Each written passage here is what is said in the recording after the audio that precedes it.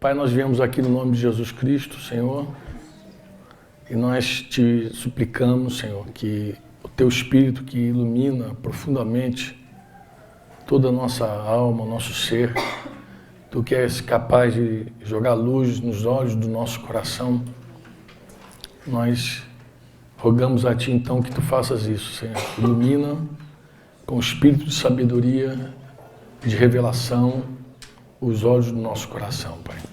A gente quer conhecer Jesus de uma maneira muito especial, Senhor. Como Tu queres se revelar e ser conhecido.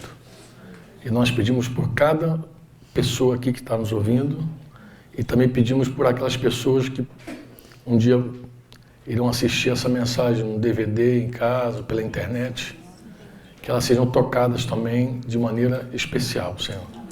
Para que os olhos sejam iluminados e que todos nós possamos ver exatamente como Tu queres se revelar a nós.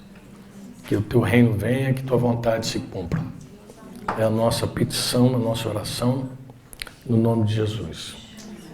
Amém? No início desse ano,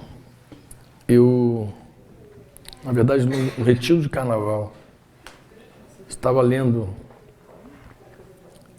carta de Paulo a Tito. Tito é um dos filhos espirituais de Paulo. E uma instrução dele me saltou assim aos olhos. Logo no capítulo 2 de Tito, se você tiver a Bíblia aí, tu pode abrir e ler.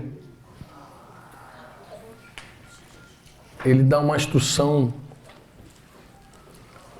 a Tito, para Tito poder instruir as mulheres. Exatamente isso. Ele fala com Tito para Tito instruir as mulheres. Isso me chamou muita atenção. Por quê? Porque normalmente Tito é uma carta pequenininha de Paulo. Dá uma olhadinha, já acharam? Misericórdia ou é... Amém. Como é que está aí?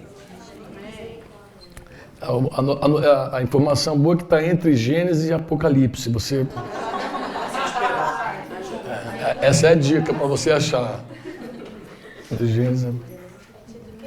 Tito 2. Tito 2. O que acontece? O que me chamou a atenção? Me chamou a atenção o seguinte, que ele está escrevendo para um homem, que é Tito, né? Paulo escrevendo a Tito, para que Tito ensinasse as mulheres.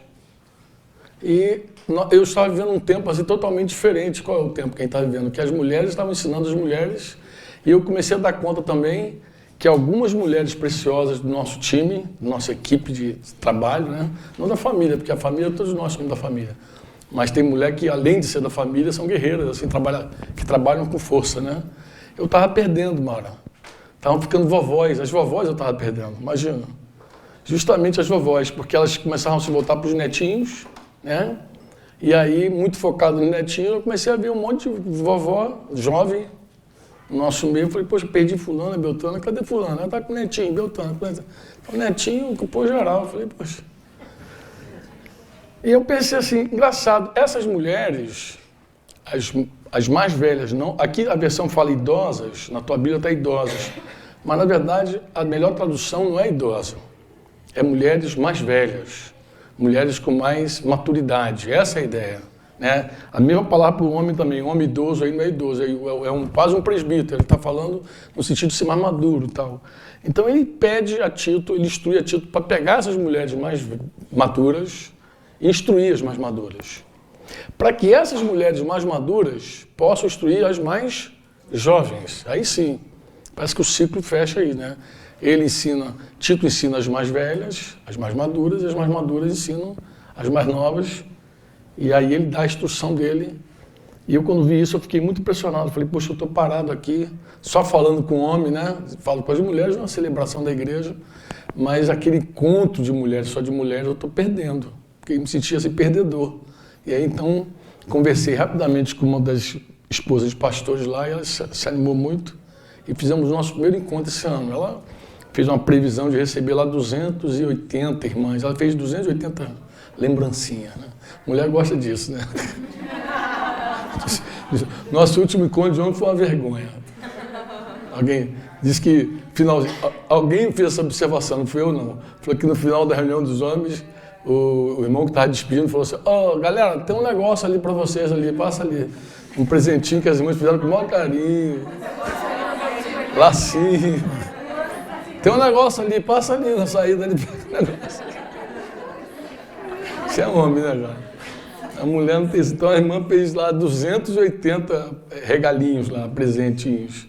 E só que Deus promoveu uma onda maior de mulheres, e aí ela ficou desesperada, e Deus mandou lá mais de 300 mulheres.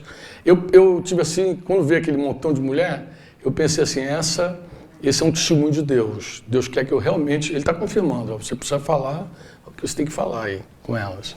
E então comecei esse assunto, depois falei em Salvador, depois em Cabo Frio, depois acho que num outro lugar que eu não me lembro agora, mas eu falei, Curitiba não pode ficar fora, né? E a gente falou assim, vamos conversar um pouquinho com as mulheres sobre esse assunto? E aí a gente tocou essa trombeta.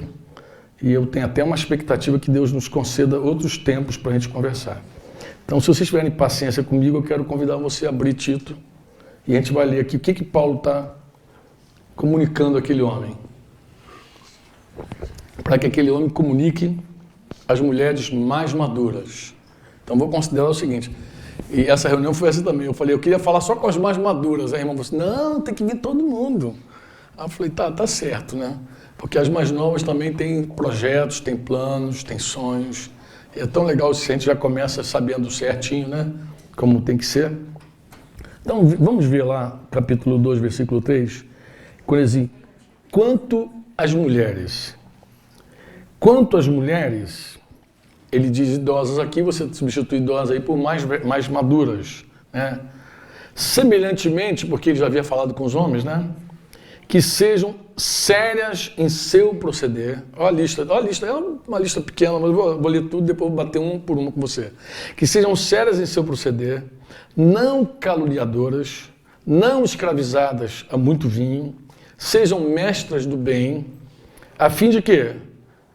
De instruírem as jovens recém-casadas, na verdade as mais novas, amarem ao marido e a seus filhos, a serem sensatas, honestas, boas donas de casa. Não é só ser dona de casa não, né? Ele está falando boas donas de casa, não, porque tem gente que pensa que é só ser dona de casa, não, é boa dona de casa. E mais o quê? Bondosas, sujeitas para que a palavra de Deus não seja difamada. Essa é a instrução que ele dá para Tito então falar com as mulheres que ele chamou de mestras do bem. Eu já botei professoras do bem, porque mestra parece que muita gente não lembra, nem sabe bem o que é. A gente está numa geração em que muita palavra já está sucumbindo, né? Não só... tem palavra que já nem se usa mais, né? O mundo da internet, do Facebook, fez isso. Então, o que acontece? Ele começa dizendo que essas mulheres, olha que coisa interessante, devem ser... Ele diz assim, semelhantemente que sejam sérias no seu proceder. O que eu fiz, amadas? Eu peguei palavra por palavra e fui olhar, examinar. Falei, o que Paulo realmente está falando para Tito? Né? Sérias em seu proceder fala diretamente a palavra, na verdade é uma única palavra no grego que ele colocou, sérias em seu proceder. Uma única palavra, que o grego tem isso, né? Às vezes uma palavra só, a gente tem que, para traduzir, tem que colocar 3 palavras, às vezes até 4 palavras, para você dar o sentido exato daquela palavra. Por exemplo, mulheres idosas ali é uma só palavra. É uma só palavra no grego que ele colocou mulheres idosas. Podia ter colocado mulheres maduras, mas ele preferiu mulheres idosas. Então, uma única palavra. E aqui também ele diz sérias no seu proceder. Ele está falando do comportamento respeitoso dessa mulher. Então, a primeira instrução é o seguinte, as mulheres mais maduras, elas precisam ter um comportamento respeitoso. Que eu sei que muita gente confunde, né, porque ele fala que sérias no seu procedimento. Muita gente confunde a pessoa séria com a pessoa com falta de humor, né? Gente que não ri, pô, fulano é sério. Mas, na verdade, está falando sério porque não ri, não é assim? não dá nem uma risadinha, nem uma gargalhadinha, não conta uma piada, mas não é isso não. Ele não está falando do humor, ele está falando do comportamento da mulher. Porque viver com Deus, já que Elisa deu esse toquezinho, acho que eu vou puxar por aí. Viver com Deus, na pessoa quando se converte realmente e quer viver não só com Deus, mas para Deus, de todo o coração, ele sofre um choque cultural muito tremendo, porque ele vem de um sistema que a gente chama de mundo. O mundo tem seu próprio rudimento, seu próprio ensinamento, seu próprio fundamento, né? Então, quando a gente entra no reino de Deus, é como se a gente estivesse entrando numa outra cultura, e é realmente isso. Imagina que você sai de um país para outro, dependendo do país que você vai visitar, você tem que ter muita assim, sensibilidade para você não cometer nenhum deslize e não ofender ninguém. Porque as pessoas possuem suas culturas, né? E o reino de Deus, assim, o reino de Deus é próprio. O reino de Deus é próprio. O reino de Deus tem seu próprio pensamento. A verdade do reino de Deus ela está estabelecida como única, né? Por exemplo, nós vivemos num mundo pós-moderno, onde a verdade não é verdade, né? Tudo está relativizado, né? Tudo é relativo, né? Mas no reino de Deus não tem nada relativo. No reino de Deus é tudo absoluto. Um dia eu explicava isso para um rapaz novo convertido. Tinha acabado de batizar o garoto, assim, meio surfista, garotão e tal. E eu querendo explicar ele o reino de Deus, na verdade, no dia que ele se batizou nesse dia, eu conversando com ele, eu falei assim, fulano, imagina que uma nave espacial, tem que falar assim com o jovem, né? Uma nave espacial chegou aqui, trouxe aqui um novo, os alienígenas baixaram aqui. E eles estão governando tudo. E você só tem duas opções, ou você luta e morre, ou você se submete. E aí você escolheu submeter. Qual seria a tua primeira estratégia? Aí a minha primeira estratégia seria eu aprender tudo acerca desses alienígenas. Eu tinha que aprender para viver de acordo com eles. E foi falando, eu fui dando corda para ele. Vai, meu filho, vai. E aí quando ele terminou, eu falei, o reino de Deus é chegado. O reino de Deus chegou e ele pensa totalmente diferente. O pensamento de Deus é um pensamento diferente. O que você vai fazer com relação a isso? Franco, eu quero saber tudo do reino de Deus. Aí ele perguntou, o que eu devo fazer primeiro? Eu falei, se arrependa e seja batizado. E nesse dia ele se batizou. Porque ele entendeu que assim, se é uma nova cultura, uma contracultura, se é algo diferente do que eu preciso me sujeitar, me submeter. Então, todos nós, penso que todos nós aqui, nós, em algum momento, fizemos um compromisso com Deus. Mesmo você que veio convidada para vir aqui, você veio aqui não foi para brincar, você veio aqui porque alguém te convidou para ouvir uma palavra de Deus. Então, obviamente, você tem interesse em Deus, em aprender alguma coisa do Senhor. É assim ou não é? É ou não é? De repente você é católica, já é evangélica, caminhando em outro lugar, alguém que se desviou, mas sabe que a verdade está no Senhor. Então, você veio com essa carga no teu coração. Eu quero ouvir de Deus. O que Deus tem para mim? Então, eu queria começar a te falar. O que Deus tem para você? A primeira coisa que Ele tem para você é o seguinte, que você deve considerar seriamente o teu comportamento. Seriamente. Você tem que aprender a rir das coisas que a gente pode achar graça e chorar com algumas coisas que as pessoas estão rindo. Você tem coisa que as pessoas contam, acham graça, mas na verdade coisa horrível, coisa feia. A gente tem que aprender a discernir o feio do bonito, né? A gente precisa discernir exatamente o que é santo e profano. Isso é profano, isso é santo, né? Tem muita piada gospel que Deus chora. Pode ser verdade. A gente ouve às vezes, meu Deus, não sei de que você está rindo. Eu mesmo pessoalmente já tive que parar, assim, querido, Deus não se agrada disso. Isso aí que você está falando, Deus não se agrada. Deus sente tristeza. E a gente tem que começar a corrigir. E essa mulher séria aqui do comportamento dela, sério, não fala de uma pessoa sisuda, carrancuda. Fala de uma pessoa, até não está nada falando do seu senso de humor, está falando do comportamento sério dela, da maneira como ela é, da maneira como ela se coloca. E aí eu penso que passa por várias questões da mulher. Não sei se você pensa a mesma coisa. Mas seria legal você considerar a moda, porque tem a moda que dita comportamento, é ou não é? Sim ou não? Isso eu ouvi de uma mulher também, né? Eu ouvi de uma mulher que era uma cantora no mundo da pá virada, porque eu também via essa banda passar, né? A SNZ, lá conheci, eu já sou do tempo dos pais dessa moça, que era do tempo do Pepeu Gomes e da Bibi Consuelo. Mas eu ouvi a Sara falando que a nossa roupa comunica. E é verdade. Isso eu passei anos falando para várias meninas, que eram mocinhas lá, muito novinhas, né? Que eu já tenho 52 anos. Por exemplo, eu vi a Elisa, garotinha, menor de 18, lá no meio dos irmãos, antes de casar. Você não cagueta, Elisa. Mas eu tive oportunidade de assistir, de ver, né? E vários jovens passaram ali no nosso ministério. Eu já falo isso há muito tempo, mas é muito legal você ouvir isso de alguém que veio do mundão, que veio com uma cultura do mundão lá, do mundão, que abraçou a fé e de repente ela está dizendo que o teu comportamento é todo um conjunto de coisas. Não é só o que você fala, né? Não é só das coisas que você ri, mas é a maneira também como você se comporta, como você se apresenta, né?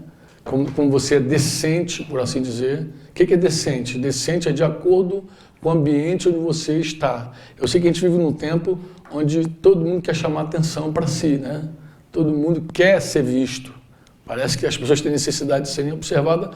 Eu acho que a mulher, mais do que o homem, inclusive, a mulher tem essa carência, sabe, de ser observada, de ser vista, até porque eu acho que ela sofre muito, mesmo a casada, quando os homens não a consideram, não observam, né? Tem muita mulher invisível na casa. Daí ela sofre com isso, mas é importante considerar esse comportamento. Amém?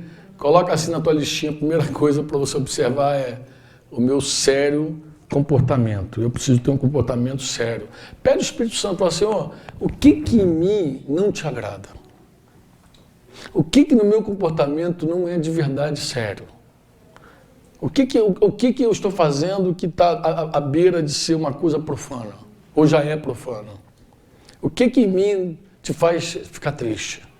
Porque o Espírito Santo não é um visitante, conforme a igreja canta, né? A igreja canta que vem, me visita. Isso é história, a Bíblia não fala de visita. A Bíblia fala que o Espírito Santo vem morar em nós. Ele é uma pessoa que habita. E eu vou dizer uma outra coisa para você. Ele não vive em nós de aluguel, tá? É outro equívoco. Ele não vive de aluguel. Nós é que estamos de aluguel, porque diz que o nosso corpo é templo do Espírito Santo. Então, na verdade, o nosso corpo é dele. Quando o pessoal vem falar comigo sobre tatuagem, pizza, as coisas, querido, antes de tudo, consulta o dono da casa. Porque o dono da casa não é você, é ele que é o dono da casa. É você que está emprestado aí, na verdade. Né? Quem está morando de aluguel é você. Então, por favor, observa isso, tenha cuidado com o templo do Espírito Santo, que é o teu corpo. Você diz amém? Amém. E aí você pode falar com Deus, Senhor, olha para mim, Senhor, o que em mim te glorifica, o que em mim não te glorifica, e é isso que ele começa a dizer. Depois ele diz o seguinte, não caluniadoras. Uma versão mais moderninha teria chamado caluniador de quê? Fofoqueira. Mas o que eu fiz? Eu fui pesquisar a palavra no original. Eu falei, vou ver por que ele botou... Eu tomei um susto quando vi a palavra no original. Porque a palavra no original é diabolos. Já sacou que palavra é essa? O que ele está dizendo para ela? Não seja o quê? Diabólica. Ou não fecha a boca ao diabo. Você não seja endiabrada. Não seja diabólica. Não seja... Por que diabo?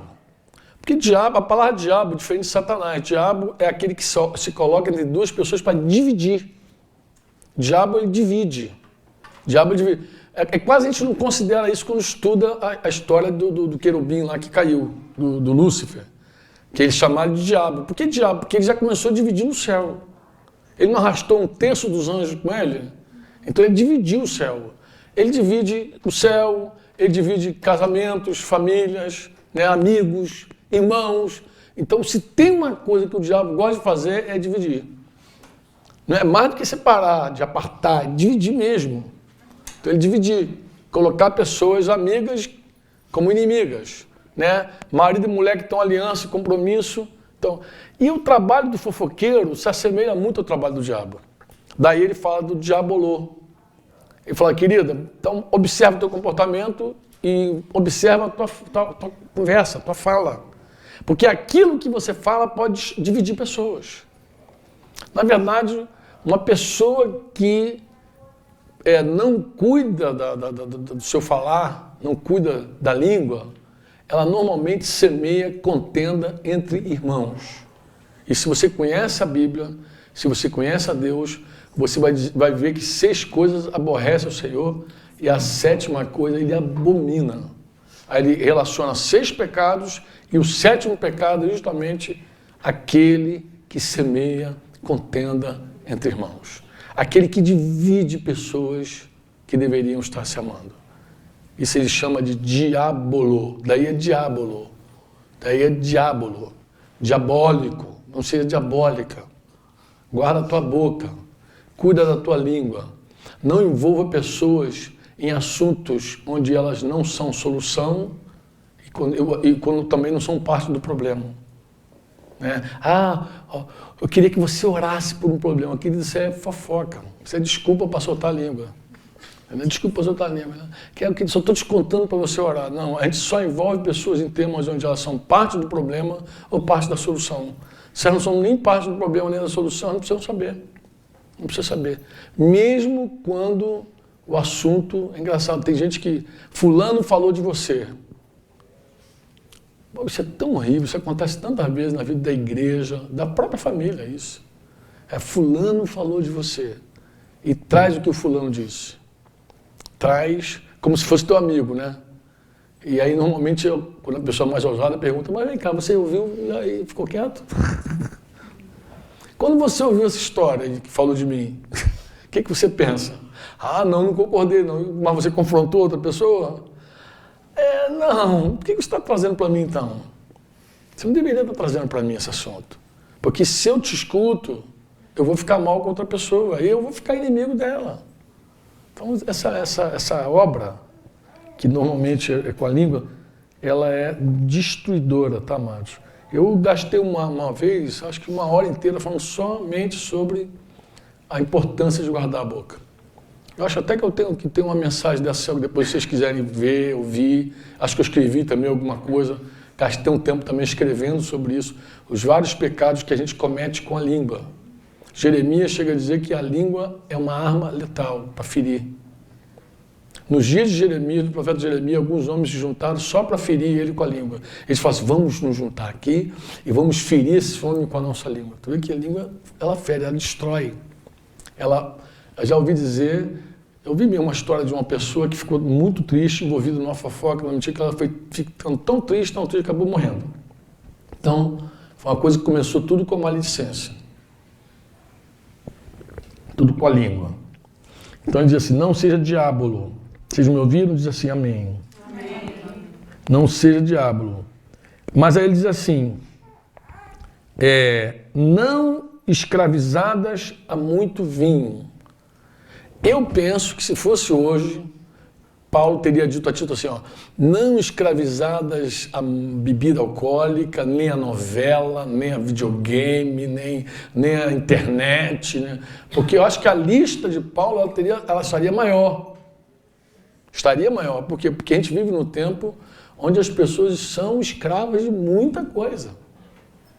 Não só de comida ou bebida, como nos dias lá de Creta, lá, que a ilha onde estava Tito, mas também escravizadas a muitas outras coisas. Já vi muitas mulheres que não perdem um capítulo. E cristãs. É sagrado. Sagrado. Se der a hora da novela, começa a ter aquela abstinência, suar frio, tremer, porque está na hora da novelinha. Não, isso é sério, já vi gente boa fazer isso. Gente boa que ficou escravizada. Paulo diz assim, ele diz assim, tudo me é lícito, mas nem tudo me convém. Tudo me é lícito, mas eu não me deixarei dominar por nenhuma dessas coisas.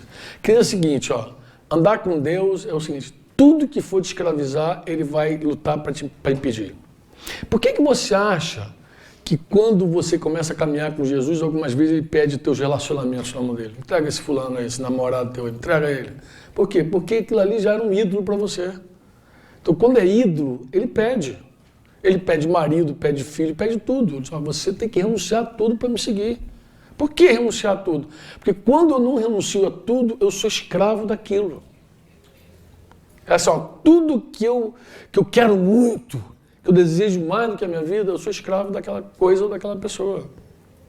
Tudo que eu não posso renunciar, tudo que a gente não pode dar, se eu não posso dar alguma coisa, eu não possuo essa coisa. Essa coisa que me possui. Dá para entender? Assim, ou eu posso dar, ou essa coisa me possui. Porque se eu não posso dar, eu sou possuído. Compreenderam o que eu falei? Aí quando Jesus vem e diz assim, renuncia, abre mão, entrega, ele está dizendo, você é escravo. Eu quero te libertar. Eu quero colocar você...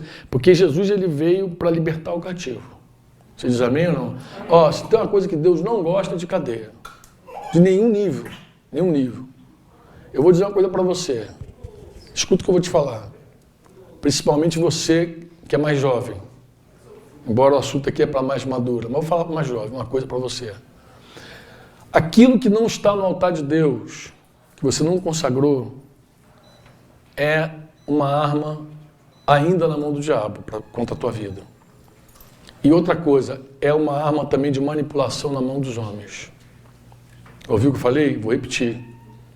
Tudo que você não consagrou no altar de Deus, ou o diabo vai usar, ou o homem vai usar contra você. Porque os homens também manipulam as outras pessoas. O que tem de pessoas que manipulam as outras não está no gibi. Entendeu? Tem muita gente querendo te levar, te guiar, te conduzir. Se você olhar para Jesus, tu vai ver uma coisa na vida de Jesus muito interessante. Jesus não é manipulável. Ninguém carrega ele para onde quer, ninguém faz dele o que quer. Jesus tem clarinho na vida dele a importância de fazer a vontade de Deus. Então os homens, quando eles sabem dos teus interesses, como você é obcecado por alguma coisa, ele te manipula. Ele faz jogo com você, porque você é obcecado por aquilo. Sabe aquela historinha que as pessoas dizem, todo mundo tem um preço? É em cima disso que eles dizem. Quando o cara diz assim, todo mundo tem um preço, ele está dizendo, tem alguma coisa que essa pessoa não abre mão, é ali que eu vou entrar. No tempo da incredulidade lá, os caras no quartel costumavam dizer assim, eu também falava a mesma coisa, a mesma porcaria eu falava. Dizia assim, não existe mulher mal cantada. Desculpa, não existe mulher difícil. Existe mulher mal cantada. Não tem essa mulher que é fortaleza, não tem isso, é mal cantada. Se cantar direito, ela vem. Mas por que o cara diz isso? Ele diz isso porque ele vai descobrir o que aquela pessoa tem que ela é rendida aquilo ali. Então, quando ela é rendida, ele vai usar aquela arma. É aquela arma de manipulação que ele vai usar para te trazer.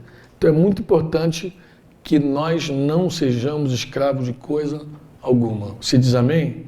Então, aqui Paulo está falando, não seja escravizado a muito vinho, mas a lista hoje podia ser enorme. É ou não é? É ou não é? Então, observa isso. Inclusive, esses aparatos eletrônicos que nos perseguem, telefone, tablet, smartphone, tablet que tem conexão com a internet. Isso aí é bom até estabelecer algumas regras para isso aí. Se você é casado, eu te dou um conselho, inclusive, na tua mesa não permita. Nem marido, conversa com teu marido. Fala, filho, não, porque nossos filhos vão ver e daqui a pouco vão ficar iguais.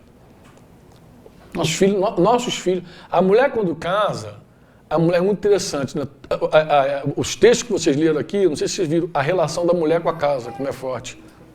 A relação da mulher com a casa. Mas hoje a gente pode fazer essa relação? Se a casa da maioria das pessoas virou um hotel? De pessoas casadas, que eu falo. Não estou falando de gente solteira, não. Hotel mesmo. O cara sai de manhã, o filho sai de manhã, a mulher sai de manhã, de noite eles chegam, se encontram rapidinho, quando se encontram, e dormem. Isso é um hotel, não é uma casa. Não é uma casa. Não, é porque até o início do século XX, vou usar por aí historicamente, até o início do século XX, antes da evolução da indústria, a mulher ainda era dona de casa. Ainda era dona de casa. Inclusive, muitas crianças eram educadas em casa. Em casa, primeiro. Essa coisa da escola fora de casa não é uma coisa antiga, é uma coisa moderna pós-moderna. Eu sei que como a maioria de nós nasceu na modernidade, a gente não tem esse conceito. Vários homens desses famosos da história, inclusive o cara lá que foi homenageado na minha escola lá, Winston Churchill, lembra do Churchill lá? Do primeiro-ministro inglês da Segunda Guerra Mundial? Ele foi um que... Ele tem uma frase até... Uma frase que não é muito boa para as escolas. Embora eu estudei na escola Winston Churchill. Ele dizia o seguinte, que eu fui educado até o dia que eu fui para a escola. Quando eu fui para a escola, acabou a educação. E pior é o tempo que a gente vive hoje. Porque você manda o teu filho para a escola e gasta um tempo para desensinar coisas que ele ouve lá na escola. Então é uma coisa muito séria esse assunto, tá, Márcio? Muito sério. Mais sério, eu não vou falar de escola, não, porque eu me inspiro e começo a falar de escola. Mas é uma coisa terrível. A escola é a única instituição que a gente paga e depois a gente tem trabalho com ela. Os professores não fortalecem a autoridade dos pais, a escola não tem esse papel hoje de fortalecer a autoridade dos pais e não ensinam aquilo que nós ensinaríamos se estivesse na nossa casa. Então a gente manda para lá, aí depois tem que gastar um tempo para desensinar é coisa mais complicada. E às vezes tu paga por isso, e paga caro. Paga caro. É o único lugar que você não pode sentar e falar da tua meta. Porque nós, os pais, as mães, deveriam educar os filhos não em busca de resultado. Não deveria ser orientado por resultado, mas por meta, por propósito, por princípio. Então eles deveriam dizer assim, olha, a minha meta com meu filho é essa e essa e essa. O que você vai contribuir? Como é que tu vai contribuir para a minha meta? Porque se fosse qualquer outro negócio, a gente faria. Se fosse qualquer outra... Se tu vai comprar uma casa, tu negocia, um carro, tu quer saber tudo, né? Você vai atender você. A única coisa que a gente não exige é de escola. A gente não exige.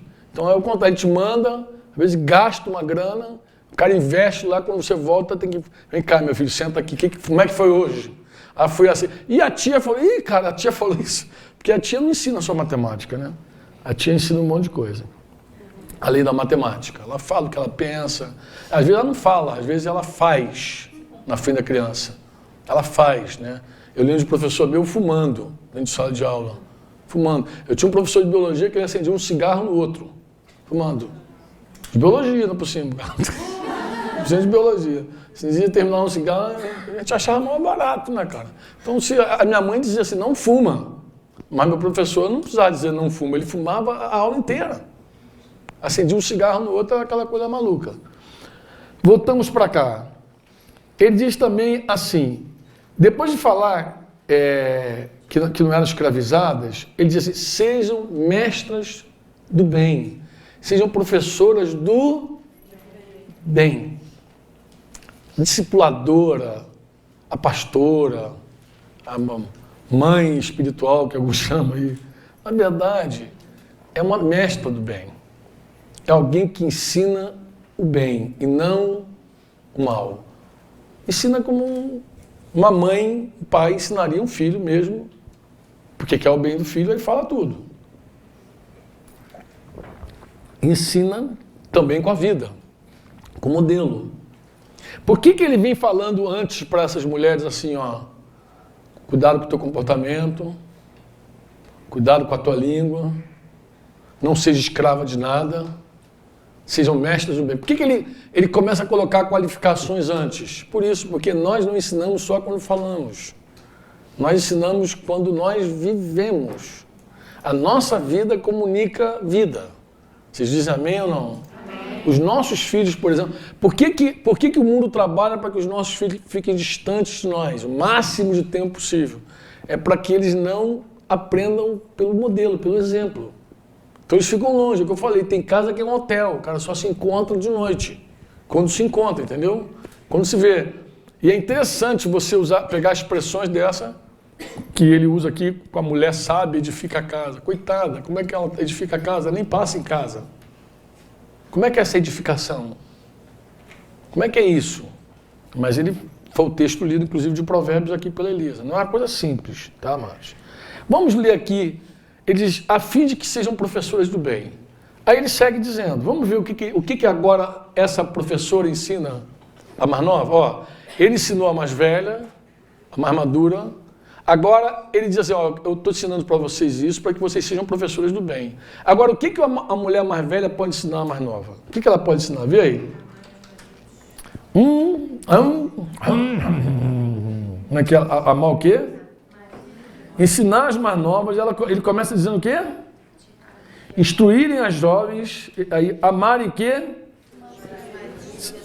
Você sabe que quando eu li isso a primeira vez, me deu um maior nó na cabeça? Eu vou te explicar por quê. Porque é assim, ó, uma mulher ensinar a outra a amar o marido, eu até entendo.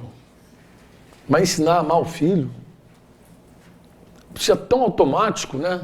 Está tão automático isso, tão forte. A mulher, a maternidade é tão forte na mulher. Deixa eu dizer uma coisa para você, a maternidade na vida da mulher, nesses dias aqui, talvez fosse mais forte do que é hoje. Ou melhor, talvez não, com certeza era mais forte. Eu, antes de vir para cá, eu estava ouvindo um irmão lá da Argentina, e ele dizia o seguinte, que o filho dele, que é um homem que estudou em casa, foi formado em casa, fez faculdade depois, e hoje ocupa um cargo numa empresa poderosa, aí dessas top do mundão aí, e a sede nos Estados Unidos e tem lá um braço na Argentina, e o cara é um dos cabeçudos lá da Argentina. E ele diz o seguinte, que essa empresa, ela trabalha por estações, sabe? Então tem um período que eles trabalham muito. É um trabalho assim absurdo. Ele diz assim que do filho chegar 4 horas da manhã em casa, para as 6 está de volta no trabalho. É um período. Depois dá aquela aliviada, volta normal e tal. Esse é o ritmo daquela empresa, é o ritmo. E o filho dele chamou ele, porque o filho dele estava assim, escandalizado com uma situação que ele viu. Filho criado, um discípulo de Jesus. Né? É um discípulo, ele falou, cara, eu estou escandalizado com o que eu vi. E ele contou a seguinte história, eu vi agora cedo. A história é a seguinte, que uma mulher dessa empresa lá nos Estados Unidos, lá em Nova York, que trabalha nesse ritmo aí alucinante, ela encara com força, ela é mulher da... E aí, num desses dias aí de virar a noite, coisa e tal, ela desapareceu da empresa e ninguém a encontrou. E alguém disse, não, ela deve ter ido em casa e tirar um cochilo, gente. Está trabalhando já horas e horas e horas sem parar aqui, deve ter tirado um cochilo. E disse que 2 horas depois ela apareceu. E alguém perguntou a ela, e aí, você foi onde? Eu fui ali ter um neném e já estou de volta. Olha, isso não é piada. Isso não é piada. Ela foi ter um filho. Ela saiu, teve um filho e voltou. 2 horas depois voltou. E sabe o que ele falou? Que ela seguiu trabalhando as outras semanas todinha. E esse menino, o Felipe, falou, pai, esse bebê tá onde? Tá incubadora? Onde é que tá esse bebê? Que eu não imagino onde é que tá esse bebê. Ela disse que foi lá, saiu daquela... Foi lá, teve um filho, voltou como se nada tivesse acontecido, seguiu. E aí ele perguntou, mas como é que o pessoal da empresa encara ela? Não, pela frente todo mundo diz que ela é espetacular, né? Mas por trás chamou ela de maluca. Porque é assim mesmo, é assim mesmo. Na frente o pessoal diz, puxa, que exemplo de mulher, olha só. Dá a vida pelo trabalho. Mas, gente, sair assim 2 horas da noite, voltar, ter o filho e voltar, é o recorde, né? É o recorde. Então, o que a gente entende nessa hora? A gente entende o seguinte, que maternidade, amar o filho, também é uma coisa que não é tão simples agora. Parece que não é tão natural como antes. Parece que amar o filho hoje tem que ser ensinado. Até porque muita gente não entende o amor. Quando a gente fala amor, o mundo tem um conceito de amor. Lembra que eu falei da cultura? O que é amor no mundo? Paixão, sexo. É ou não é? Tanto que o cara fala, fiz amor com a minha gata. Fiz amor, é dele sexo, fiz amor. Sexo, ó. Sexo, paixão. Às vezes o amor é uma expressão também assim de solidariedade, de altruísmo. Um cara altruísta, poxa, dê os bens aos pobres. Engraçado que quando você lê a Bíblia diz assim, Coríntios 13, Paulo diz assim, ainda que eu dê os meus bens aos pobres, ainda que eu dê o meu próprio corpo para ser queimado, se eu não tiver amor, então imagina, o conceito do reino, no reino de Deus, amor nem é quando você doa os teus bens, nem é quando você dá teu corpo. Você pode fazer isso sem amor, porque muita gente pode fazer um monte de coisa bonita e de verdade está vazio do amor. Como é que a gente vê isso? Tu vê homens que são de repente estão lá na favela, ajudando as crianças, coisa e tal, mas em casa quebra a aliança que ele tem com a esposa, despreza os próprios filhos. Como é que é isso? Que amor é esse?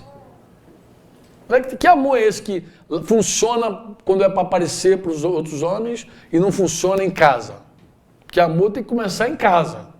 Né? Se alguém ama de verdade, a pessoa mais beneficiada é a que está mais próximo. Se tem alguém que ama, é assim, Deus é amor. Você diz amém ou não? Amém. Quem é o maior beneficiado? É quem está perto dele. Ó, se Deus é amor, andar com ele é bênção pura. Se você ama, a pessoa mais beneficiada vai ser teu marido, vai ser teu filho, porque você ama. Agora, vai ali no vizinho, faz uma obra, vai lá para o hospital, lá, as mulheres em movimento, movimenta geral, vamos para o hospital. E chega em casa e não cuida dos próprios filhos, que amor é esse? Que amor é esse? Então, a ideia aqui é a mulher ensinar a amar. Por quê? Porque muita gente vem com o conceito errado de amor. Vem achando que amor é sexo, amor é não sei o que, amor. E aí você, não, amor fala a verdade, amor corrige, amor repreende, amor diz não. Amor diz não. Você não sabe que você é responsável pelo teu filho? Na porta onde você deixar, você responde? Você responde. Ah, mas não, tem que ser moderno. Não, tem que ser moderno, tem que amar. Não tem que ser moderno, tem que amar. O amor, ele se posiciona. Na verdade, a melhor expressão de amor é quando você se consagra pela outra pessoa. É você dar a vida a Deus por alguém. É você dizer assim, eu não vou viver mais para mim, vou viver para Deus para que o outro se beneficie. Isso, na verdade, é a melhor forma de explicar o amor. É dando a vida pelo outro. É você se consagra a Deus por alguém. Deu para entender ou não? Quando eu digo para as garotas assim, ó, se você quer um homem que te ama de verdade, não case com incrédulo, porque esse cara não sabe nem o que é sacrifício. Ele sabe que é egoísmo. Mas se você quer sofrer na mão do cara, casa com ele, porque ele vai te mostrar que ele é egoísta em algum momento. Quando ele sugar de você o que ele quer, ele vai te provar que ele se ama. Se você quer alguém que te ame de verdade, você tem que escolher alguém que vai para Deus e diga assim, ó, minha vida está na mão de Deus e eu vou me consagrar, eu vou me anular para o teu bem. E vice-versa. A mulher também não está ali só para receber, né? Ah, coisa boa. Eu quero alguém que me ame. Não, você nem tem que ser essa visão tua. A tua visão tem que ser, eu quero amar alguém. Eu quero que Deus me levante para abençoar alguém. A verdade, não existe nenhum mandamento na Bíblia, nenhum, que ensina a gente a reivindicar amor. Não tem. Não tem nenhum sequer. Que você diz, cobre amor do teu vizinho. Não tem. Entendeu? Peça amor ao teu marido. Não tem. Não existe esse mandamento. Todo mandamento cristão é ame. O homem deve amar, a mulher deve amar, o filho deve amar, todo mundo deve amar. Se todo mundo amar, vai sobrar amor. Você diz amém ou não? Se não ama, aí não adianta. Não tem amor para ninguém. Se cada um ler aquele livro, As 5 Linguagens do Amor, e ficar assim... Eu podia até fazer essa entrevista hoje no meio de vocês, eu estava doido para fazer isso, mas eu não vou fazer isso não. Eu ia perguntar assim, quem leu o livro 5 Linguagens do Amor aqui? Só levanta a mão para eu ver. Tem uma galera. Minha vontade era sair assim no meio e botar o microfone e dizer assim, quando você leu, o que você pensou? Eu já fiz essa entrevista com algumas pessoas. A maioria diz assim, eu vi como meu marido não me ama. Aquilo ali não sabe nada de mulher. Eu estava no encontro de casais, uma vez que a irmã falou sobre isso, eu tive que sair costurando atrás. Esse livro não propõe isso, amado. Na verdade, nenhum mandamento de Deus propõe que a gente aprenda como a pessoa tem que nos amar. Aí pensa, já sei todas as minhas linguagens do amor. Sabe teu marido? Não, ele não sei ainda não. Não estudei ele não, ele é meio mudo. Mas você sabe. Claro que sabe. Todo mundo sabe o que agrada a você. Todo mundo sabe o que agrada a si mesmo, óbvio. A questão, o desafio é você aprender como agradar o outro. Se a gente lê alguma coisa já pensando o que as pessoas não nos dão, a gente já sai perdendo, a gente está no prejuízo. Então diz que as mais maduras deveriam ensinar as mais novas a amarem maridos e filhos, Tem uma versão livre que diz assim, que as mais novas, ao olhar para a tua vida, deviam se inspirar. Diz assim, assim que se ama o marido e assim que se ama os filhos. Entendeu? Um ensino verdadeiro, ensino autêntico, ensino de amor. O amor, amar dá trabalho. Você crê nisso? Crê ou não? Antes de ler o próximo, vamos ler o próximo. Amar, vamos ler lá. Pega aí, sejam mestres do bem, a fim de instruírem as jovens recém-casadas, tá? A serem sensatas. Não, primeiro diz, amarem ao marido e seus filhos. Amar o marido e seus filhos. Como eu disse, esse amor você ensina. Esse amor, ágape, você pode ensinar. Você pode dizer, é por aqui, minha filha. Morre, renuncia, toma a cruz. É assim que se ama. Do contrário, você não vai amar. Tu vai ser só reivindicar amor. Tu vai ser uma doente. Tu vai ser uma pessoa que só cobra amor. Pode cantar aquela musiquinha, pode pegar aquela música para ser teu corinho predileto. Ninguém me ama, ninguém me quer. Até na pecinha das crianças estava lá. Adaptada. Aquilo ali foi o André Débio de tanto ouvir essa mensagem. Botou lá na... Que era a gata borralheira? Cinderela. Cadê a Cinderela? Ah, ninguém me ama, ninguém me quer, ninguém me chama de meu amor. Ele diz que as mulheres devem ser o quê?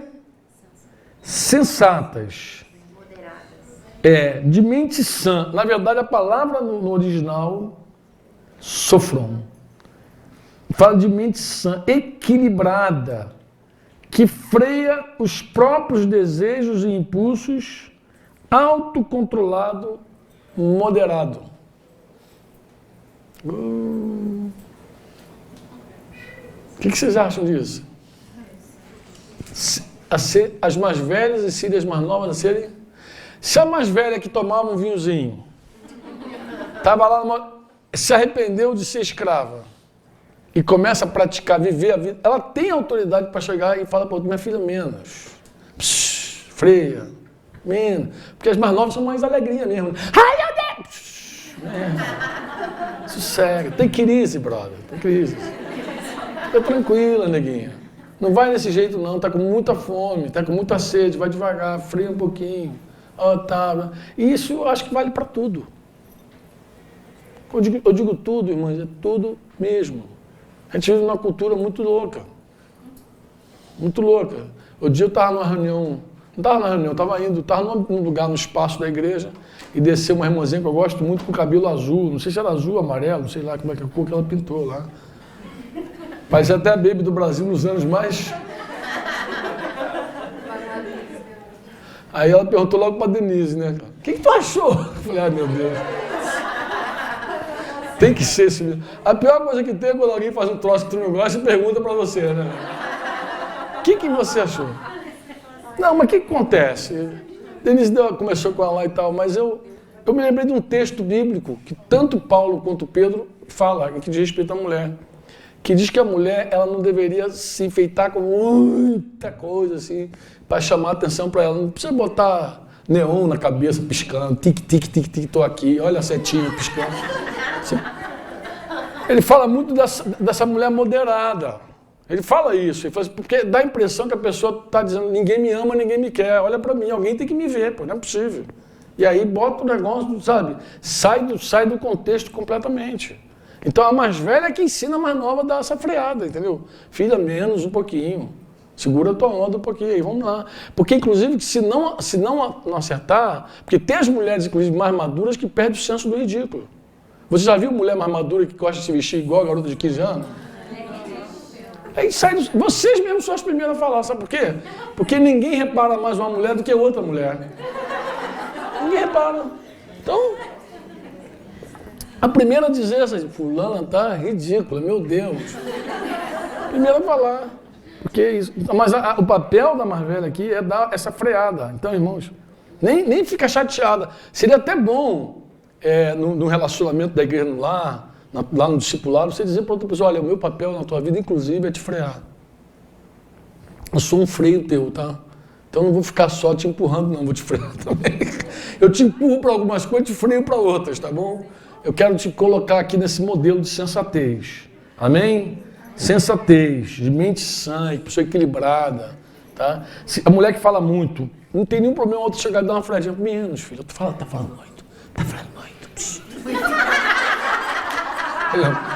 Eu lembro da reunião. É porque às vezes o marido mesmo não fala. Porque tem marido que freia a mulher. Mas tem marido que não freia mais. Porque se frear, ele é atropelado. Aí, a mais velha, puxa, como pode fazer esse papel legal? Dá uma piscadinha. Menos. Aquele sinalzinho. Trata umas senhas, né? As senhas assim. Tá igual o Jussiara, assim. Para dar uma paradinha, dá um time, minha neguinha. Isso aí faz. Esse é o ensino que ele está falando. Ensina ela, equilibra ela. Freia a santinha. Eu lembro de uma reunião de mulheres lá em casa, que aí eu tô vendo aquela algazarra, mulher falando, parecia até uma feira, né? Ai, Jesus. Daqui a pouquinho Denise chegou lá e deu um basta assim. E eu lembro que Denise falou assim, é por isso que dizem que a gente fala muito. Eu falei, é porque elas falam mesmo, falam muito. E quando se soltam, falam assim, vai. Então, todo excesso pode gerar algum problema em algum momento, né? A Bíblia diz que não falar muito a gente peca. Né? Não é certo. Falar muito, às vezes, a gente acaba falando demais. Né? A gente acaba falando demais. E tudo que é demasia é ruim, não é sensato. E é isso que ele está falando aqui. Se você me entende assim, amém. Depois ele fala assim, honestas. Honesta aí, de novo, é respeitável, santo, puro, entendeu? Sem sensualidade. Sem a sensualidade. Sensualidade é um negócio muito interessante. Por quê? Porque eu sou de um tempo, por exemplo, que a gente combatia na igreja a calça comprida. Mulher de calça comprida não é legal. Não tá muito. O mundo está na igreja. O mundo está na igreja. Dizer que o mundo está na igreja. Porque a gente achava que o mundo era só moda. Né? E aí os mais antigos usavam o texto lá de Deuteronômio, dizia, o homem tem que se vestir como um homem, a mulher tem que se vestir como mulher. Né? Um texto, não sei se vocês conhecem esse texto, mas um texto está lá na lei de Moisés. Só que os irmãos que ensinavam, eles não sabiam ou não estavam atentos para o seguinte, que todos usavam saia. Todo mundo tinha vestidinho. O que diferenciava era a cor, entendeu? A cor do homem e a cor da mulher. E quando eles ensinavam, né? Quando Moisés disse, o homem deve vestir roupa de homem, de mulher, não era nem por questões relacionadas a essa coisa do mundo, era questão assim, é que muitos homens, para fugirem da guerra, eles vestiam roupa de mulher. E alguns homossexuais também colocavam peças íntimas de mulher. E daí eles condenavam, eles diziam, não, o homem tem que se vestir como um homem, a mulher como mulher. Era isso a ideia. Mas a gente não sabia disso, então a gente dizia assim, a mulher de saia, homem de calça comprida, vamos lá. Encerrava o assunto. Só que a sensualidade, depois a gente começa a ver que o poder da sensualidade, quando a mulher não se arrepende de ser sensual, meu amigo, não tem como. Ela para botar saia, para botar o que for, ela vai, para botar burca. Só a piscadinha dela já vai ser fatal. Não, a verdade é a seguinte, a sensualidade, assim, a mulher bela, a mulher bonita, necessariamente ela não é sensual. Ela não precisa ser sensual. Quando a mulher investe muito no corpo, no físico dela, é porque ela se acha feia. Quando ela se acha muito feia, ela já tem que tirar a minha diferença.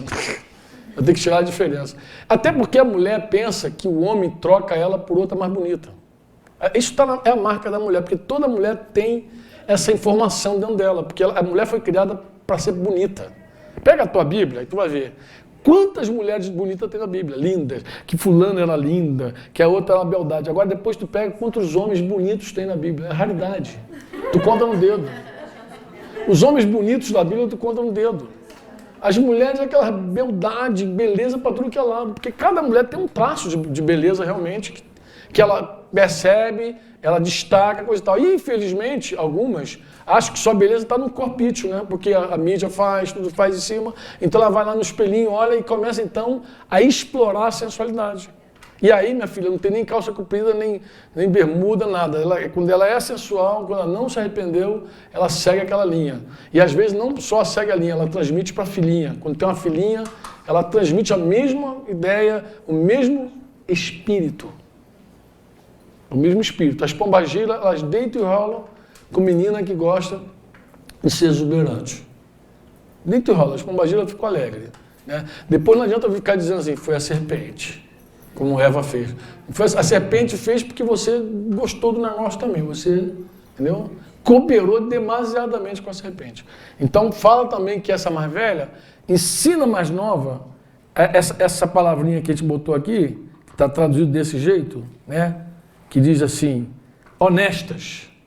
Diga comigo, honestas. Aí ela está falando respeitável, santo, puro de sensualidade. Honesta. Honesta, inclusive, é uma pessoa transparente, né? É uma pessoa que você pode ver melhor, mas pura de sensualidade, recatada. Você diz amém ou não? E agora, por fim não, eu vou dar uma atenção maior aqui. Boas dona de casa. Na verdade, boa dona de casa é uma palavra só no grego, que ele botou boa dona de casa, uma única palavra. Por que boa dona de casa? Você sabe que boa dona de casa aqui não fala só da mulher que lava, passa, cuida, não só disso, não. Ela não está se referindo só a isso, não. Ela está se referindo também à mulher que é vigilante. Você acha que tem alguém que conhece melhor uma casa do que a mulher? Olha, a minha esposa conhece todos os barulhos da minha casa, todos os barulhos. Quando eu pergunto que barulho é esse, ela me disse, é o lixeiro, isso não sei o quê, isso é o caminhão do vizinho que está não sei o quê. Ela conhece tudo que é som, tudo que é cheiro. Cheiro, ela conhece. Conhece. Som do elevador, ela conhece tudo. Tudo, som, cheiro. Se o ambiente dá uma quebrada dentro de casa, ela sabe. Sabe aquela coisa assim?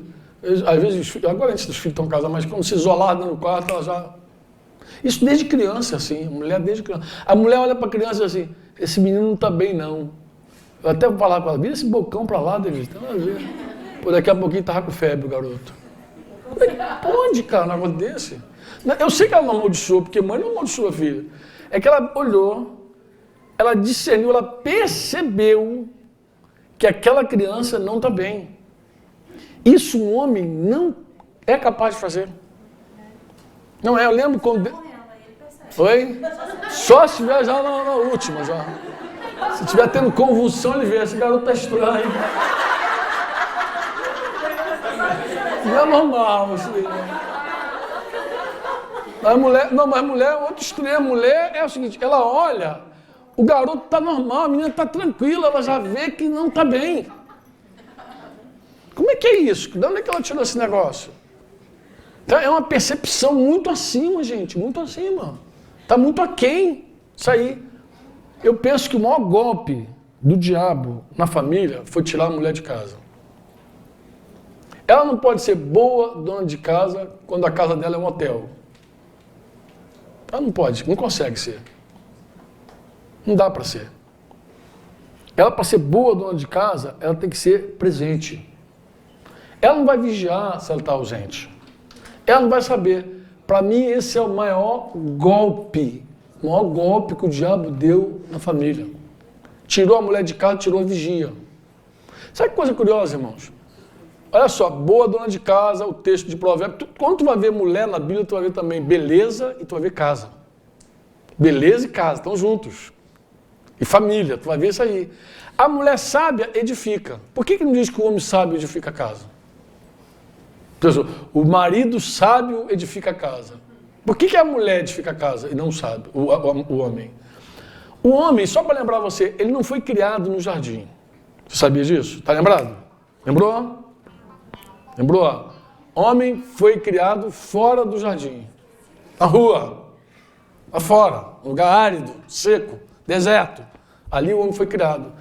Quando Deus plantou o jardim e trouxe ele para dentro do jardim, aí aparece a mulher. A mulher não veio do pó. da aridez, do barro, entendeu? Ela foi tirada do próprio homem, já no ambiente próprio, que também é o próprio dela. O ambiente dela. Eu costumo dizer para as irmãs, você é a leoa da tua casa. Se você desguarnecer a tua casa, babau. O lugar mais frágil do teu marido é na tua casa. Pode ser certeza, não fica pensando que o lugar mais frágil dele é na rua, não é. Um homem comprometido com a missão dele, o lugar mais forte é a rua. Você sabe onde o homem relaxa? Em casa. Em casa que ele tira armadura, espada, capacete e quer se autopresentear. Quando ele se autopresenteia, é o quê? Vendo televisão, vendo não sei o quê, aí ele começa a debandar. Aí começa, igual o Davi, vai lá, abre a janela, fica assistindo Betseba pelada tomando banho. A 29 polegadas dele. Não dá certo. Ali começa a fragilidade dele. Gostaram dessa, né? Tela de 29 polegadas, foi lá. A queda de Davi, 42, né? O janelão do castelo, né? Pô, podia ser até pequenininha, gente, para ver a outra pelada do outro lado, não precisaria ser muito grande, não. O negócio é o seguinte, era tempo dos reis irem à guerra, diz a Bíblia. E ele ficou em casa. Ele não foi para a guerra, ele se autogratificou, que é um dos problemas dos homens que lidam com a impureza. É quando ele começa a se autogratificar. O homem que se autogratifica, ele vai ter problema com pornografia, ele vai ter problema com roubo, ele vai ter problema com vários tipos de impureza. E todo homem, em algum momento, é tentado a se presentear. Até ter 2 mulheres, 3, na cabeça dele está muito legal, porque ele merece, afinal de contas ele trabalha muito. Ele precisa de alguém que cuide melhor dele. Aí ele arruma 2, arruma 3, entendeu o que eu estou falando? Ele se autogratifica. E a mulher, o papel da mulher, diga comigo assim, boa dona de casa. Boa dona de casa. Deixa eu falar uma coisa para você guardar na tua cabeça, no teu coração. Dona de casa hoje é trabalho?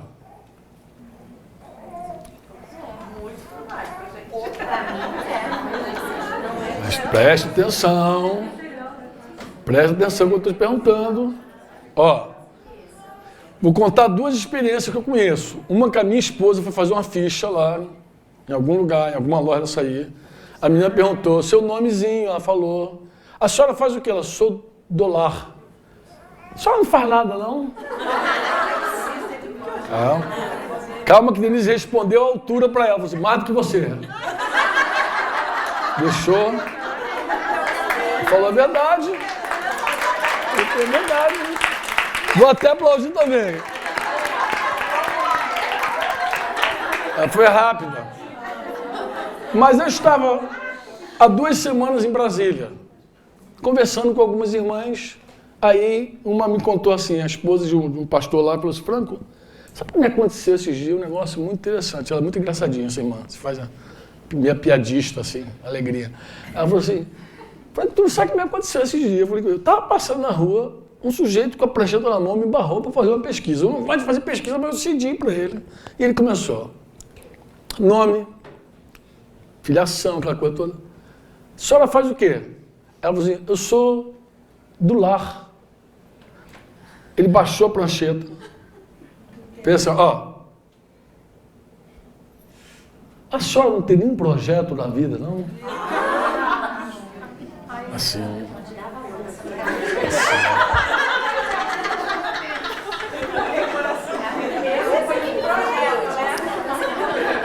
Calma, nós. 4. Pô, brincadeira dizer que não tem nenhum projeto, né? Olha, se eu fosse um pouquinho mal criado, eu até emprestava uma resposta para aquela irmã. Volta lá. Disse para ele que quem não teve projeto foi a mãe dele que fez daquele jeito lá. Ela deve ter tido projeto nenhum na vida.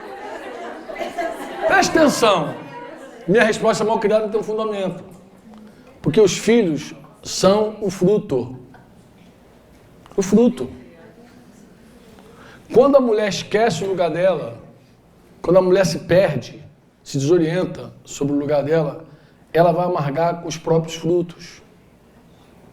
Porque filho é fruto, é resultado. Embora a gente não trabalhe por resultado, a gente trabalha por propósito. Né?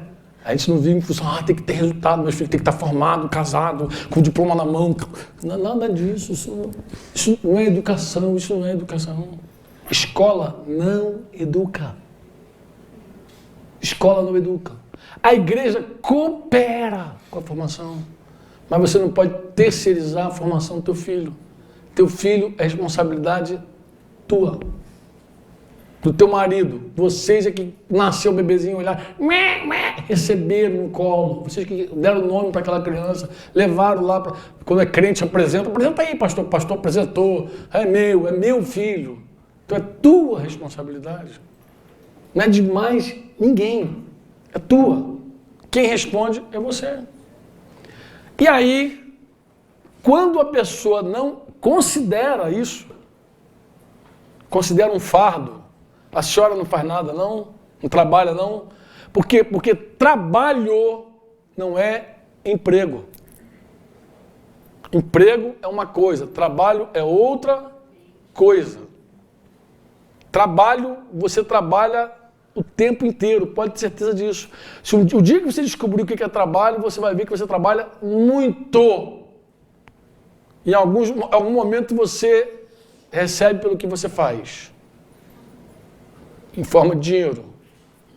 Outro momento você recebe pelo que você faz em forma de gratidão, em forma de abraço, em forma de beijo, em forma de presente, em forma de palavras, dito assim, puxa vida, como você é importante para mim. Em outro momento você vai receber, com certeza, lá com Jesus, porque ele falou que até um copo d'água que você der, não vai ficar sem galardão. Então, a recompensa vem de um jeito ou de outro. Você diz amém ou não? Amém. Agora, trabalho é um esforço concentrado. Você trabalha. Jesus falou assim, Jesus já tinha deixado de ser carpinteiro e falou assim, eu trabalho até agora. Já não tem mais empresa de carpintaria, não faz mais móvel, como é que ele trabalha? Ele falou que trabalha direto, continuamente. Ele trabalhava ensinando, ele trabalhava pregando, ele trabalhava ajudando as pessoas, trabalhava. Mandou os discípulos fazerem isso, falou, o trabalhador é digno do seu trabalho, salário. Ele trabalhou, ele tem que ter salário. Então, trabalho, ele transcende o emprego. O teu emprego é onde você está colocado ali, fica algumas horas ali fazendo um negócio. Trabalho não. Trabalho não para. E tem mulher, principalmente, que trabalha de manhã até de noite. E a dona de casa, para mim, é o trabalho, a meu ver, mais difícil que existe. Aí você, por quê, Franco? Primeira coisa, porque dorme no emprego. Homem nenhum suportaria isso. Nenhum homem é pirar. Eu sei, meu filho militar tinha que dormir, às vezes, no quartel, acordar no dia seguinte, doido para ir embora. Ia no material bélico entregar a arma, dizendo, ai meu Deus, missão cumprida, me vou para minha casa. A mulher não, a mulher acorda, tem que trabalhar. E dorme, acorda pensando como é que vai ser o dia, como é que vai planejar, como é que vai ser isso, como é que vai ser aquilo. Então, aí não tem dinheiro como remuneração, nem férias, 13º, não tem sindicato, não tem nada. Não pode nem fazer greve. Feriado, final de semana, nada.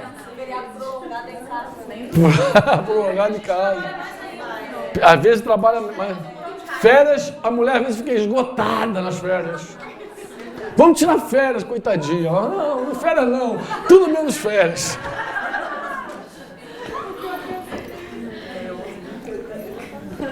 Então, é muito trabalho.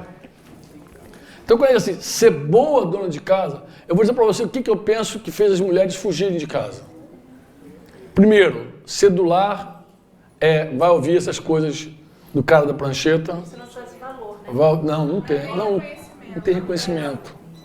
É uma pessoa sem propósito, é uma pessoa que não trabalha. Olha só os equívocos. Não trabalha e não tem propósito. E pode aumentar a tua lista aí. Então, eu já vi mulher que sai da casa dela para ir para outra casa, fazer o que na outra casa? Fazer o que ela estava fazendo na casa dela. Então ela sai da casa dela para ir mas ela tem emprego, tem carteira assinada. Ela diz, não, estou indo para o meu trabalho. De manhã ela sai e diz, estou indo para o trabalho, crianças. E está indo para o trabalho, como se ela ficasse em casa, não tem trabalho. Então esses equívocos, toda essa maquiagem, toda essa mentira. Inclusive eu queria falar uma coisa para você, se tiver uma mulher aqui, que receba isso no coração profundamente, eu queria te dar essa missão. Não só receba, revoluciona a tua geração. Parte para bater contra. Você não tem que viver o que o mundo diz que é. Não tem. Por quê? Porque, do contrário, você vai abandonar a tua casa, teus filhos, você vai ficar vai ser mais uma que passou e que não marcou, que não fez diferença. Então, eu vou te falar assim, ó, não fica triste comigo não, tô falando em amor com você. Ó, recebe isso no teu coração e mais ainda, marca a tua geração. Marca, porque você pode dizer assim, eu não vou andar nessa correnteza. Repensa tudo isso, repensa. Na boa, repensa tudo que o mundo deu, repensa. Repensa que tipo de família é essa que se encontra igual um hotel, e às vezes nem se encontra. Você casa para ter uma família, você casa pensando em filhos, você casa pensando em relacionamento. De repente você não tem nem tempo para nada. Nem de fato para desfrutar o que tem. Para pensar. Na boa, eu estou te falando em nome de Jesus. Se você é solteira, minha filha, pensa 2 vezes. Pensa 2 vezes. Quando for casar, tu já fala mesmo pro teu marido, diz para ele, cara, eu quero muito construir uma família contigo. Eu quero edificar essa casa. Eu não quero destruir sozinha, sem ajuda. Eu quero... E porque eu acho que tola, mulher tola, não é só a que vive brigando com o marido, não. Porque a que vive brigando com o marido tem outro nome na Bíblia. Lá em Provérbios. Qual é a brigona? Rixosa. Ela é rixosa. Ali, a insensata, a tola para mim, não é só a que vive brigando, porque a rixosa vive brigando. É a tola, é que não sabe o papel dela. A tola é que não tem senso de direção, de noção, de espaço. Tola é aquela que não se encaixa no quebra-cabeça. Essa é tola. Porque é o seguinte, o que edifica é o que dá visibilidade. Ó, nós estamos num hotel edificado, tá vendo? Aqui tem tijolo, aqui está edificado. Mas eu posso pegar você e levar lá na casa de material de construção lá e dizer aqui, ó, minha casa, vem conhecer minha casa. Vem, Cláudia, conhecer minha casa aqui. Ó. Tem tijolo, tem ferro, tem tudo aqui da minha casa. E você fala, mas Franco, cadê a tua casa? Eu não estou vendo. Não está edificado ainda, mas está aqui, tem tudo aqui. Você vai numa família que tem pai, tem mãe, tem filho, tem ajudante, tem marreco, tem tudo lá, tem até cachorrinho lá, está tudo lá. E você não vê a família, significa que aquela mulher não está no lugar dela. Porque quem dá visibilidade à família é ela que dá visibilidade à família. Ela é que faz a família aparecer. Apareceu a família, então é ela que está no lugar certo. A família aparece. Porque tem casa que você visita, está tudo lá, mas tu não vê a família. Tem brita, tem tijolo, tem ferro, tem cimento, tem laje pré-moldada, só não tem casa edificada. Família tem que ser edificada. Casa ali, tu sabe que é família. Podia ser uma tenda, podia ser uma tendinha, mas o cara chegar e ver tudo funcionando de acordo. Então a mulher tola para mim não é a rixosa. Tola é aquela que não se achou, que não sabe o seu papel, que deixa a onda levar, que deixa a novela dizer como é que se vive. A novela diz como é que você vive, você sai vivendo. Ah, mas barato, vai largando a tua responsabilidade pelo caminho. Não deixa as pessoas dizer para você que você não faz nada, porque você está em casa, cuidando dos teus filhos. Não deixa não. Isso é uma ilusão, isso é uma besteira. Porque no final de tudo, o que manda é você dizer assim, eu cumpri a minha missão. Deus me deu uma missão, eu cumpri minha missão. Está aqui, missão cumprida. Ah, eu ganhei muito dinheiro, cumpri a missão, fracassou. Ah, eu fiquei muito famoso. Ficou famoso? Cumpriu a missão? Não, fracassou. Ah, mas eu viajei o mundo inteiro, curti o mundo inteiro, cumpriu a missão? Criou teus filhos, formou? Não, fracassou. Porque quem dita para você o sucesso? É o mundo ou é Deus? Eu li isso num livro outro dia, aquele livro que vocês me deram de presente, aquele presente que o irmão falou, tem um negócio ali para vocês no final, pega lá. Tinha um livro lá, muito bom. O título do livro é A Fé Começa em Casa. No comecinho do livro, o autor dá um exemplo muito interessante. Ele diz que junta uma plateia e começa a perguntar para eles o que é sucesso. Os irmãos fizeram um vídeo, que está no YouTube agora, para incrementar a nossa campanha do dia 21, falando sobre projeto de vida, viu? Quem viu? Se você não viu, por favor, está perdendo teu tempo, vai assistir o vídeo, dá uma clicada lá, curte, faz o teu papel lá. O vídeo é muito maneirinho, o cara pergunta, qual é o teu projeto de vida? E você vê o cara falando, eu quero ganhar dinheiro, eu quero ficar rico, eu quero isso, eu quero... Na verdade, ele tá falando de sucesso para ele. O que é sucesso? E aí, esse autor pergunta assim, qual é o sucesso do martelo? Qual é o sucesso do martelo? Pregar um prego. E se entrar torto? Ele tem o outro lado, para quê? Para arrancar o torto, bara. Então, o sucesso dele é pregar o prego. E quando entra torto, o que ele faz? Qual é o sucesso da caneta? Escrever, desenhar, se for o caso, não é isso? Em alguns casos até dar uma borradinha assim. É isso mesmo? Qual é o sucesso da família? Presta atenção. Presta atenção. Calma aí, não arranca os cabelos ainda não. Ó, Piateixo, ó. Sabe o que é interessante? Quando a gente pergunta qual é o sucesso do martelo, você vai para o propósito do martelo e imediatamente responde. Aí pregar o prego. Se você perguntar qual é o sucesso da caneta, tu vai dizer, tu vai logo para o propósito da caneta. O propósito da caneta é... Qual é o sucesso da família? Você sabe por que você dá um branco assim? É porque nós não paramos para pensar no propósito da família. A gente para pensar naquilo que o mundo ditou que é sucesso. Pega o vídeo dos garotos, vai ver. O que é sucesso para você? O cara vai ver estabelecer lá. Sucesso é dinheiro, sucesso é fama, sucesso é teu... Tu vai ver o sucesso. A gente editou esse vídeo. Tem um cidadão que falou que era plantar maconha. Ah, é? Meu projeto de vida é plantar maconha. Parece piada, senão não vai... Mas o cara podia estar falando sério. Tá. Eu conheci um garoto, um rapaz, aquele cara foi a primeira vez que ele me deu um conceito exato de cultuar a droga, de culto à droga. Porque ele falou que ele tinha um pé de maconha, eu falei, Franco, besteira, Franco, esse negócio de maconha ninguém planta em casa para fumar. Isso é besteira, ninguém consegue. O processo da maconha é um negócio, a gente planta em casa para dizer que tem um pezinho em casa. Para chegar e dizer assim, meu pezinho de maconha daqui. Entendeu? É um negócio muito interessante. Então o cara podia estar falando muito sério, como projeto dele. Eu quero ter um pezinho lá para dizer, tá. Gente, quem é que dita o teu sucesso? Quem é que dita o teu sucesso? Esse cara aqui, Tito, está falando com mulheres que não tinham, elas sabiam que tinha que ser boa dona de casa, porque elas tinham muito claro o papel delas. Agora, os anos já se passaram, 2000 anos, se a gente fala isso, o pessoal vai dizer o quê? Que tu não tem propósito, que tu não trabalha, quer ficar em casa vagabundando. Claro, inclusive vou dizer outra coisa, olha que coisa doida.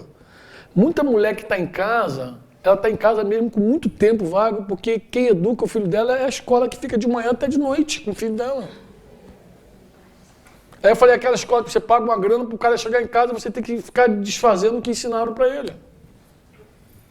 Não, mas tem um ensino acadêmico lá importante. Tem, não estou dizendo que não é importante. Só que eu estou falando que tem um monte de gente, ó, se você pegar a lista, tem curiosidade? Entra no Google, bota lá, homens que foram educados em casa. Você vai que teu queixo vai cair. Vai ver? Gente que foi ensinado em casa. Gente que a mãe não só cuidava, ela formava o filho. O que Suzano Wesley, que teve 11 filhos, dizia lá para o John Wesley? Que acordava 4 horas da manhã. E que trabalho é esse? 4 horas da manhã para formar, para ensinar. O que ela dizia para o filho? Ela falou, se você não for ministro do Evangelho, tu vai ser, no mínimo, primeiro-ministro da Inglaterra. Porque menos que isso eu não vou consentir. Formar.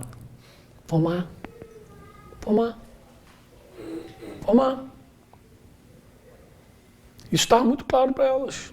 Hoje não, hoje está confuso, tudo turbado, tudo doido. Tudo maluco.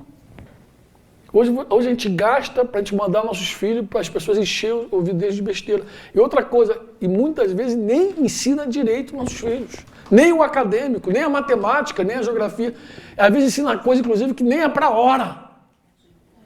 Uma menina lá no Rio de Janeiro, que a gente recebeu um convívio lá para um relacionamento, ela tinha uma menina que eu não sei se aquela menina tinha mais de 1 ano de idade. Ela botava numa creche já, a garotinha nem falava. Aí Denise perguntou, você trabalha, filho? Não, fica em casa, mas é para ter meu tempo. Você vê que isso está claro, clarinho, o negócio está... Então, se a mulher maior lá tinha a responsabilidade de ensinar a mais nova a ser boa dona de casa, qual seria o desafio de uma mulher mais madura hoje? Como é que é ensinar uma menina mais nova a dizer, filha, teu foco é esse? Não perca de vista. Segura essa família, edifica essa casa. Cumpre o teu papel cabamente. Cumpre ele. Tu acha que é uma tarefa fácil ou difícil? Muito difícil. Muito difícil. Aí você diz, mas por quê, Franco? Porque a maioria já está formatada pelo mundo. E a gente não tem quase nem argumento para falar. Parece que ele já está falando contra. E vou dizer uma coisa, ó, a lei no Brasil mudou, crianças com 4 anos vão começar a ir para a escola. 2015. Um dos vídeos que bombou na internet esse ano foi daquela professora, daquela senhora, como é que é o nome dela? Esqueci. Damaris. Se você não ouviu, eu te recomendo ouvir. Já assistiu o vídeo da Damaris? Quem aqui não viu? Não viu, nunca viu, da professora Damaris? Te recomendo, assiste. Eu postei no grupo de pais, se não me engano. Então assiste, o que essa mulher falou. Não, você vai dizer assim, mas a educação está arrebentada, mas só mostra que uma família está desestruturada. O vídeo da Damaris não só denuncia que o ensino vai de mal a pior, denuncia também o quê? Denuncia que a família não tem força, que a família virou um negócio esquisito, não é família. E nesse contexto, irmãs, a mulher, ela perdeu o principal lugar dela. Ela não sabe. De verdade, ela não sabe. Fala, querida. Tem uma passagem na Bíblia que eu queria ver se você podia dizer onde é que está, que acho que eu não me recordo bem, era a mulher será salva também pelo teu papel de mãe. Eu separei esse texto, quando Paulo fala de Timóteo. Fala da missão da mãe. Eu separei esse texto, inclusive.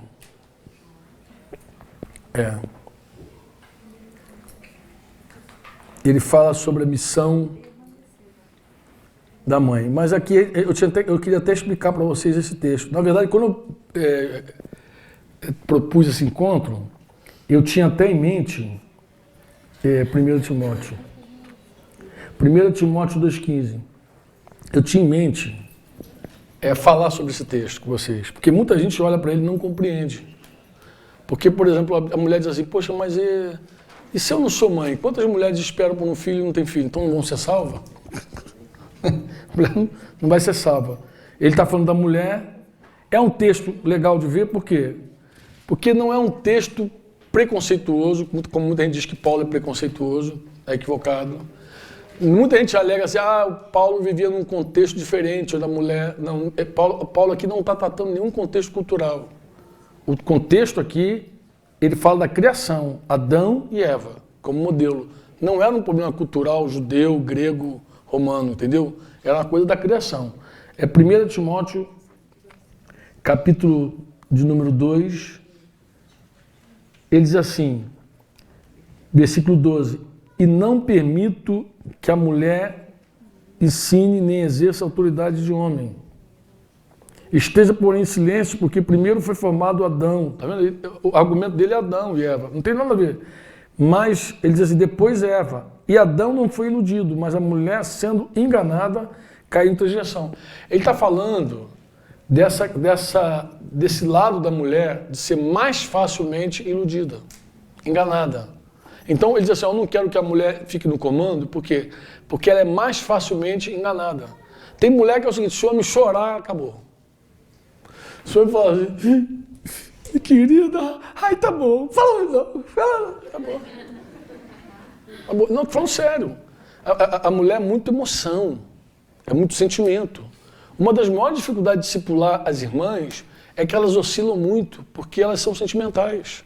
Dificilmente conseguem estabelecer a verdade só como verdade. Né? A gente até dizia, se o homem chorar, já é. Ai, meu Deus. A gente dava uma informação para o irmão, um ensino, mas a gente ficava pensando, quando ela chegar em casa, aquele cara fazia... Acabou. Ela vai se quebrar todinha, ela vai voltar dizendo, não, mas pensando bem, eu tenho que amá-lo. Aí não sabe que é amor, diz não, se posiciona, coisa e tal. Né? Às vezes abuso de homens. A gente pastoreava irmãs que eram abusadas por homens. Dizia, filha, tua posição é essa. Você tem que ser digna, você tem que ter fé. Tal, dava caminho, mandava, mas a gente sabia que quando chegasse lá, o cara ia dar uma curva nela, ela ia voltar totalmente diferente, entendeu? Algumas por idolatria, outros porque simplesmente eram derramadas mesmo e eram tocadas emocionalmente. Então ele fala isso e depois ele diz, todavia será preservada através da sua missão de mãe. Eu vou fazer o seguinte, eu vou abrir aqui uma versão livre para ler esse texto. Aí você vai ver que essa versão livre vai dar uma nota, vai dar uma clareza maior no teu raciocínio. Diz assim, não permito que as mulheres assumam o comando e digam aos homens o que fazer. Elas devem ficar quietas e obedientes como os demais. Veja que interessante, como os demais. Por quê?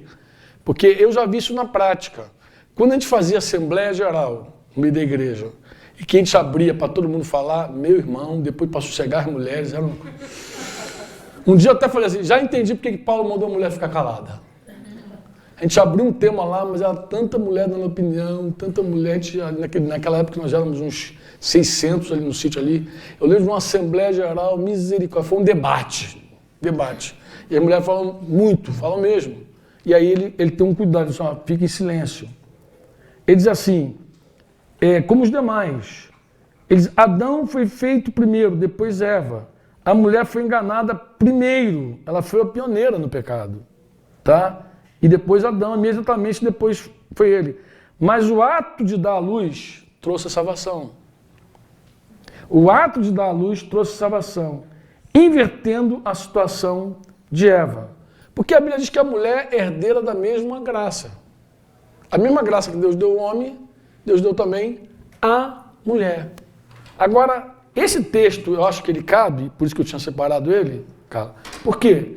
Porque esse texto fala que a mulher não... Essa coisa de dar, o ato de dar à luz, o ato de criar filhos, isso aí é um papel tremendo na vida da mulher. E a mulher faz isso mesmo com um filho que não saiu dela, com um biológico. Eu lembro que minha mãe tinha 2 biológicos e um montão agregado lá em casa. Sempre tem gente agregada quando você é mãe. Mãe é assim. Mãe é mãe. Até quando a outra vai e deixa lá, segura meu filho aí, segura. Segura, vem uma crechezinha, a gente brincava lá em casa, a creche da tia Dadá. E minha mãe trabalhava muito, porque ela tinha que sustentar um monte de gente, sem marido. E graças a Deus ela costurava. Então ela não precisava sair de casa para trabalhar. Então ela fazia tudo que uma dona de casa faz e depois ela costurava muito. E a gente ficava tudo ali pertinho. Eu aprendi a ler com a minha mãe. Eu quando fui para a escola eu já sabia ler. Escrever, tudo com minha mãe ali, costurando. E o pouquinho que ela sabia, ela me ensinou. Naquele tempo a mãe ensinava a escrever nome, fazer um monte de tarefa que quando a criança chegava na escola já sabia um monte de coisa. Era assim ou não era assim? Vocês estão rindo porque é, né? Assim, tinha um papel muito interessante. Parece que hoje as pessoas não querem ter trabalho nenhum. Não querem ter trabalho. A palavra é essa, não quer ter trabalho. Não quer trabalhar. Isso é preguiça. Amém? E espero que você de verdade, de fato, reflita sobre tudo que nós conversamos aqui. Em nome de Jesus. Coloca o teu coração diante de Deus. Você pode, eu até te aconselho ir mais longe. Você fala assim, pai, se esse assunto que Franco está falando aí é um assunto do teu coração, me esclarece. Traz luz para o meu coração. Não me deixe enganada, não. Não me deixe enganada, não. Me esclarece. Ele diz assim, ainda para terminar, diz assim, depois que ele fala de bondosa, sujeito ao marido, ele fala sobre o papel, né? Honestas, boas donas de casas, bondosas, sujeito ao marido, para que a palavra de Deus não seja difamada. O final da história é sempre esse. Qual é? Nós, quando erramos o alvo, no final das contas, quem fica difamado é a palavra de Deus, é o reino de Deus. Então, a gente erra. É filho de crente. Fala essa maluquice. É filho de crente, mas como é que ele foi criado? Como é que foi a história dele? Olha só, filho de cristão está sujeito a cometer pecado. Porque é homem. O pai está sujeito, a mãe está sujeita, o filho também está sujeito. Todo mundo está sujeito. Ninguém. A Bíblia diz que quem pensa que está de pé, cuide para não. Então todo mundo está sujeito. Amém? Mas nós temos uma responsabilidade, a gente pode cooperar tanto com a vida dos nossos filhos, com nossos relacionamentos, que quando um cai, que ele se levanta, ele não perde o norte. Ele sabe para onde é o norte. A diferença de um filho bem criado, do filho mal criado, é o norte. Não é se ele vai ficar de pé ou se ele vai cair. Porque a soberba dele pode derrubá-lo em qualquer lugar, em qualquer momento.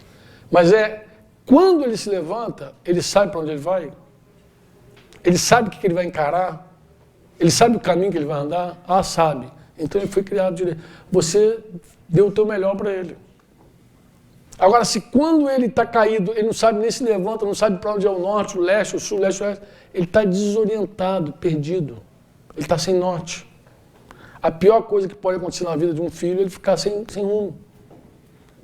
Você conversa com filhos de cristãos, desviados até, que eles dizem assim, cara, eu estou fora, mas eu sei que é isso. E sei que quando eu tenho que voltar, tenho que fazer isso. Não, está ensinado, está formado, ele sabe. Ele está fazendo a escolha errada, mas ele sabe. Mas você conversa também com filhos de cristão que não sabem nem o que é igreja, o que é família, que não sabe nada. Não sabe nada. Você viu que os pais não cumpriram a tarefa com ele. Não formaram ele. Não fundamentaram ele. Amém? Podemos orar?